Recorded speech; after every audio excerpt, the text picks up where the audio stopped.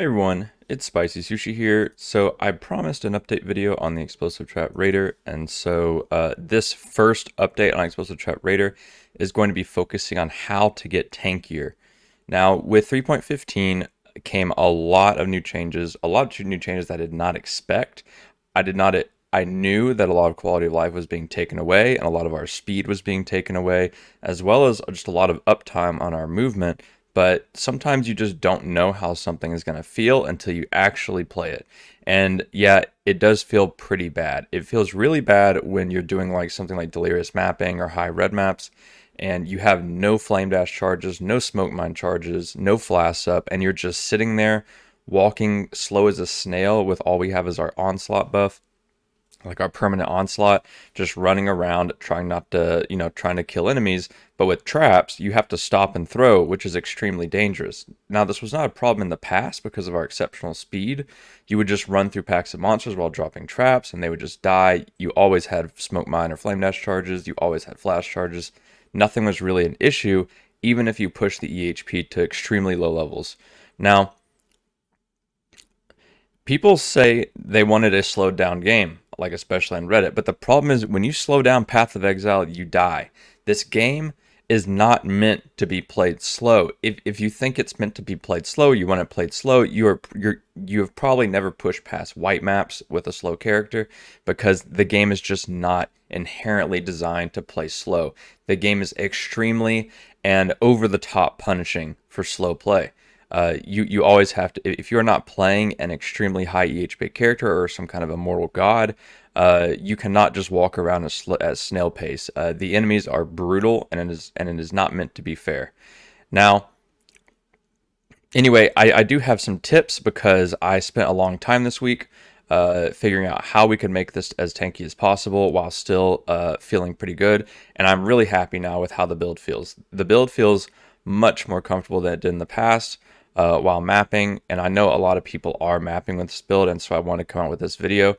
And I think this will be really great for you because I actually had a lot of struggle enjoying the build for the first few days of the league because of all these changes. But after making these adjustments, I am having a amazing time with the build, and I'm having much more fun in 3.15 despite how the league is either way.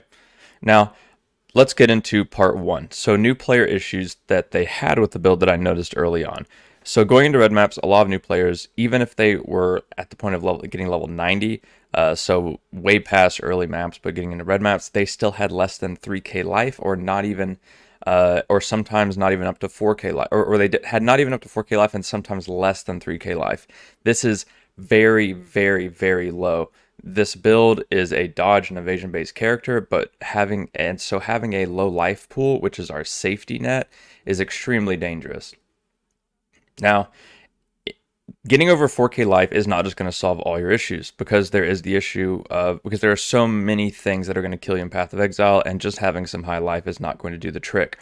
Uh, Another thing that new players did is they did not use evasion gear. They used armor, and not great things for that. So our armor is not going to help you. ES is not, in general, not going to help you, especially for this setup we're going to go over because of phase acrobatics. So acrobatics is going to give you 30%, 50% less armor and 30% less ES. So you do not want armor bases. You are hurting yourself heavily. Not so much for ES, but armor definitely. So make sure you have evasion bases where you can fit it. And if you want to get more evasion, if projectiles are a massive issue for you, please take arrow dancing. This will give you a lot more protection against projectiles. But we're going to go over how to deal with basically everything soon, so don't worry. But a lot of new players also didn't care about Chaos Res. So Chaos Res, I see a lot of people pushing into the 90s with negative 60%. With all of the degen in the game and how slow things are and how slow we are to get out of degen, and sometimes you really do need to be having at least a little bit of Chaos Res, especially for this next part of the video. Because chaos damage is very prevalent in the game, and is probably what you're getting one shot by sometimes if you don't have even 30%. Now, first of all, okay, so part two of this video, we're going to go step by step over the easiest to hardest ways to increase your survivability. But the hardest way to is not, it's not hard. It's just, uh, it is higher budget and it might be difficult to fit in the chaos res where you want it. But you can give up, but you can just give up more passive points to achieve this. It's not an issue. But if you want to balance lots of damage with lots of tankiness, it will get pretty hard to fit that in different gear like puzzle pieces. But anyway, step one is life. Use vermilion rings. So we have we have some flat life on all of our gear that we can fit it, but we do not have a lot of percentage increase max life, not on the tree or on our gear. And so vermilion rings are an extremely powerful way to just give us a large chunk of life. I think from my 2 vermilion rings that I was running, I was getting about over 200 life just from the 2 7%. And so I highly recommend those, at least item level 84. They do not need to be influenced, but you can throw your hysteria essences on those and you should be good to go if you can hit max life on those, as well as be able to craft on res. Now, another good source of life is dropping unstable payloads and just putting in percent life cobalt jewels with like some cast speed or spell damage. This is a great method. And if you're not doing bossing and you're just want to do T16 mappings, you really don't need unstable payloads. But they are a lot of our damage for actual bossing. Now, the third easiest way I recommend it is a Stygian. A Stygian you can roll very high max life on with a high item level, aim for like 84 plus, and then you can even put in Abyssal Jewel. So my Abyss Jewel is not even meant for damage, it just has attributes and as high flat life as I can get, which we scale with percent increase max life. So those are the 3 easiest ways I would say to get some life. The hardest ways would be to fit in life on every other piece of gear. Those are the easiest, most accessible ways to get life, but then from there on, it does become higher budget. Now, the second one is going to be auras. So if you are mapping and not bossing, you really do not need zealotry. Zealotry gives us massive damage combined with the Watcher's Eye, but for in general mapping, I have discovered that because of the random moments where we just have like no speed and we're just wandering around on the map with no smoke mine charges or flash charges, you really should have a source of blind and Defiance Banner. So Defiance Banner is absolutely busted when it comes to just in general mapping. And so I do recommend dropping Zealotry and picking up, instead of that, Flesh and Stone plus Defiance Banner. You do need to have the Charisma node as well as the 4% node next to it to fit this in with our other 2 auras, Herald of Ash and Skitterbots, and so I do recommend that.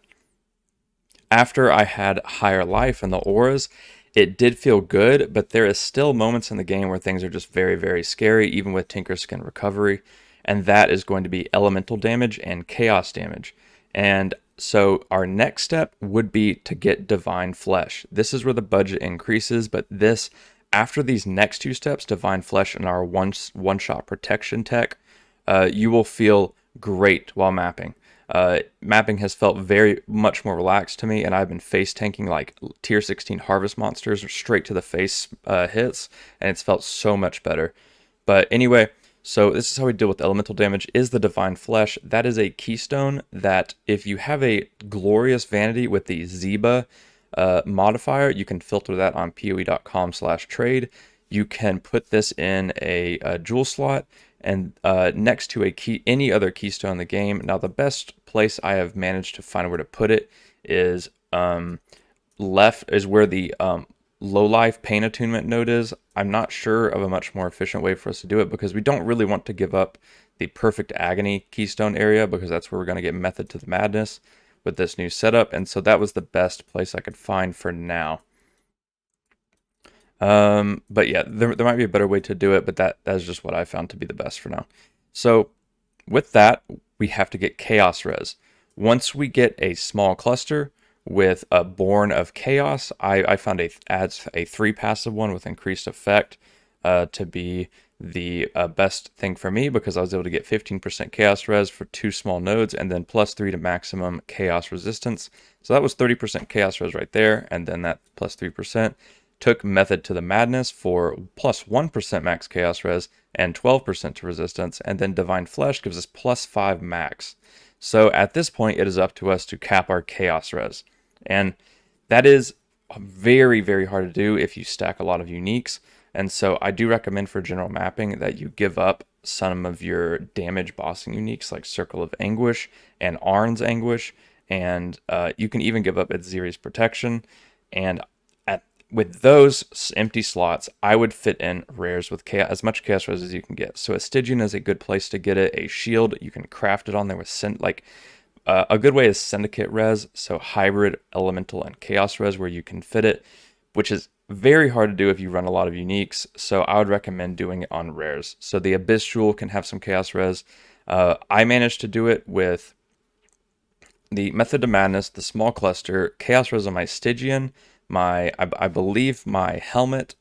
Yes, and then I ran Blessed Boots, and that was it. That's all I had to do. So the Stygian, Blessed Boots, helmet, and at that point I was able to hit chaos res with the passive nodes.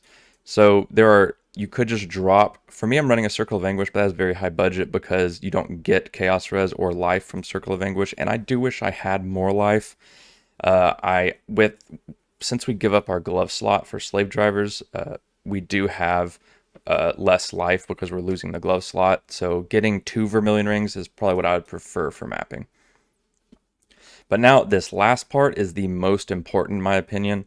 Once you get Divine Flesh, we can get a massive, massive layer of one-shot protection that will probably be patched within the next couple of weeks, or maybe like next league. I don't think this was meant to be in the game, but if it was, it is an invaluable asset to us, and that is the Forbidden Taste Quartz Flask plus Divine Flesh.